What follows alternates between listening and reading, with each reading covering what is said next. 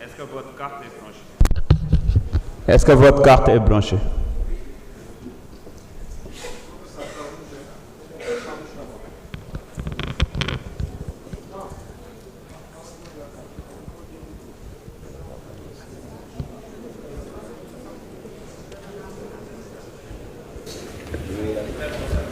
Allez-y. J'invite les députés à ne pas retirer leur carte parce que c'était le cas, c'est pourquoi le nom est revenu en dernier lieu.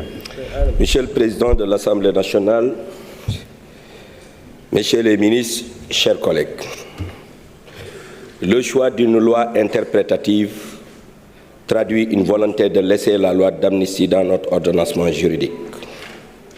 Les précisions qu'elle semble apporter ont été garanties par le droit international qui pose une limite claire et non négociable. Aucune amnistie ne peut s'appliquer aux crimes les plus graves, tels que définis par les normes internationales signées par de nombreux pays africains, y compris le Sénégal. En outre, aucun juge au Sénégal et à l'étranger n'a révélé des problèmes nécessitant l'interprétation. L'Assemblée nationale vote, le juge applique. Lorsqu'il aura des problèmes pour appliquer, nous reviendrons ici pour interpréter en choisissant la voie d'un projet de loi qui aura l'avantage et les ressources d'une large concertation et d'une démarche inclusive. Aussi, chers collègues, damay bañ sunu collègue bi dugal loi bi juumloo gouvernement bi. Effectivement, boo xoolee loi interprétative bi nga xam ci article bu njëkk bi dafa ne moom dafa jàpp ne loi bi ñu fi wote woon dugalul crime yi te moom ci boppam ci biir discussion yi ak rapport yi ñu jox génneel nañu ay loi internationale yu wane ne amul benn loi ci benn pays bu mun a protéger nit contre ces crimes là kon foofu am na problème wala bokk ñun législateurs yi ñun ñoo gën a mbuus juge yi ñun ñoo gën a xam juge yi ne ñoom du ñu yem rek bu ñu amee un cas du ñu yem rek ci droit positif sénégalais am nañu droit faire appel au droit international pour trancher les questions. Je pense que juge bi député bi war na gën a mën a yem place am bu boobaa du am benn jafe-jafe par rapport à l'interprétation de la loi. beneen bi it mooy ñun député yi war nañu seetaat suñu bopp rawatina nag politiciens yi wax dëgg yàlla taxaw di jàkkaarloo ak sa ministre wala di jàkkaarloo ak ay policiers di leen wax suba na arrestation yi tàmbali loolu c'est une ingérence extrêmement dangereuse et qui affaiblit l'état de droit.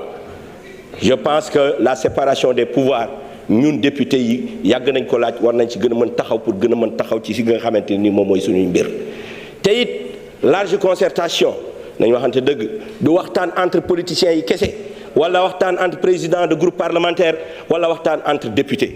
Large concertation am na ay acteurs non politiques ak ay acteurs non même ñi nga xam ne non étatiques yi nga xamante ne nii réew mi ñor na leen te ñoom it les lois aussi importantes que la loi d'amnistie buñ koy def war nañ leen boole ci waxtaan. li may retenir mooy fii ci assemblée nationale bii bañuñu loi d'amnistie bi kon bëgg nañu loi d'amnistie bi waxu abrogation loi d'amnistie bi moom fàtte nañ ko yóbbu nañ ko fële li ñu bëgg mooy interpréter te gis nañ ne loi internationale yi leeral na ne crime yooyu noonu ñu bëgg a leeral ci article 1er bi amul solo. Article 2 bi nag yaakaar naa dëgg-dëgg moom mooy solos loi d'amnistie bi te sénégalais yi dañ ci waxtaan li ñu dese bëriwul dama bëgg bu ñu jógee ci lii ñu góorgóorlu nag jublu ci sénégalais yi sur les urgences de l'heure. Les jeunes sont toujours à la recherche de l'emploi. Barki Dembo Ndiaye, le ministre des Affaires étrangères, wax ne 270 personnes ñoo war a dem Espagne, plus de 50 000 jeunes déposés.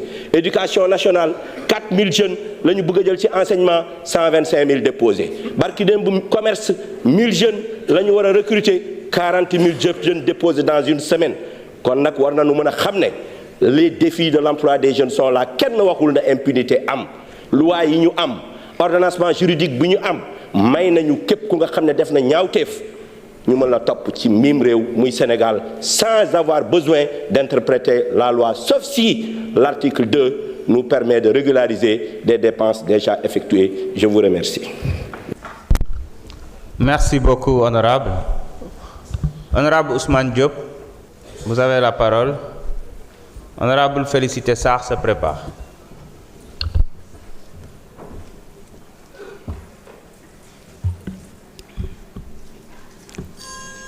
A'ouzou billahi minash shaitani rajim, bismillahir rahmanir rahim. Monsieur le Président, messieurs les ministres et vos collaborateurs, chers collègues honorables députés, l'Assemblée nationale, qui est censée être un miroir de la volonté collective et qui était souvent perçue comme déconnectée des réalités et des besoins des citoyens, commence à vivre une rupture tant réclamée par le peuple sénégalais.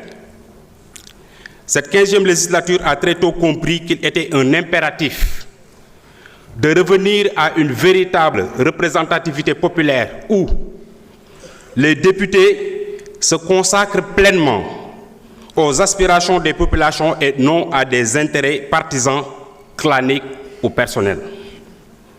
Quand c'est le Sénégal qui est l'enjeu, il n'est pas nécessaire d'avoir une appartenance. Et le vote de cette loi interprétative concerne tout le peuple sénégalais. Une chose n'est pas juste parce qu'elle est loi, mais elle doit être loi parce qu'elle est juste. Lii ñu dajale tey jii avec ce public venu assister à cette séance de plénière, de manifester, c'est tout à fait normal parce qu'on a eu une jeunesse qui a été à côté du peuple sénégalais, de combattre, de xeex. Pastef étant toujours cohérent dans son idéologie, muy combattre injustice biñ fi indee loi bi war ko voter ñu poser des questions laaj waaw loi bii ni ñu bëgg a voter est-ce que dafay dàq ñi nga xamante si dañ leen a rey est-ce que dafay dàq ñi nga xamante dañ leen doon torturer est-ce que dafay dàq crime de sang yi bi ñu nee waaw les députés de Pastef se sont abstenus loolu fàttewuñ ko yaakaar naa lu ñu fàttewuñu loolu. Donc pour dire, des manifestations, il y en a toujours eu. Ay casse daana am nit ñi di manifester mais ça n'a jamais fait l'objet d'une amnistie et qui a été votée de façon hâtive. Mu nekk mbir moo xamante si ñëpp dañ ci posé wu question dafay am faux débat yoo xamante ne si ni xëy na peut-être duñ ci attardé wu parce que ça a été clarifié par plus d'un. On a des forces de sécurité très professionnelles ñu naw ñu lool nag macha allah. bu fekkoonte ne si ni régime bi fi nekk dafa solliciter seen ay services ñu def li nga xamante ne si ni moom lañ leen di jiin moom bu fekkee am na ñoo xamante jàdd nañ à côté on n'aurait pas besoin de faire appel à des nervis yi nga xamante ne si ni au vu et au su de tout le monde nit ñi teg seen bët. Honorable Anta Dia daf ko wax sànq tout à l'heure xam naa ni ki ngay wax bu soriwul ak ki may wax nii tamit neexoon nañ bët ki demee mi may envoyé message ni moom mon frère. Ba fàtte woo jafe-jafe yi nga xamante si waxoon naa la ko ci wàllu saw bi ma am à travers les manifestations ñu jàpp ay nit di leen torturer des actes inqualifiables léegi ñu ñëw am des partisans yoo xamante si ni ils sont pour l'impunité maanaam loolu moom mooy nañu effacer lépp li nga xamante si daf fi jaaroon de février 2021 à mars 2024 est-ce que vous pensez que cela est normal loolu est-ce que jaadu na yaakaar naa ni nañu waxante dëgg. boo liiree article bi nga xamante suñu frère bi foo tollu del wax amin monsieur Amadou Ba foo tollu del wax amin ndax sénégalais yi ñu ngi lay ñaanal ndax nga teg nga ci table gi loo xamante ne si nii martyrs yi nga xamante ne si nii ñi ñàkk seen doom ñàkk seen frère ñu nekk ay waydawlu yàlla na leen yàlla yërëm te yéexal leen bi suma frère Abdoulaye Thomas Faye defee discours am ba pare yaakaar naa ñi taxawoon fii naan nañu annuler séance bii nii dañu waroon ñëw jëlaat parole nii on passe au vote. Damay terminer par Surat al-Mu'minun aya 54 kullu hizbin bima ladayhim farihun ñi bokk góoj ñëpp ñoom ñooy rootandoo. Votre espoir ne sera pas vain. Moi, je vais voter cette loi interprétative, Inch'Allah, parmi tant d'autres ici, pour que justice soit faite. Je vous remercie. Merci beaucoup, honorable. Madame Félicité Sarr, man nga ñëw jël kaddu.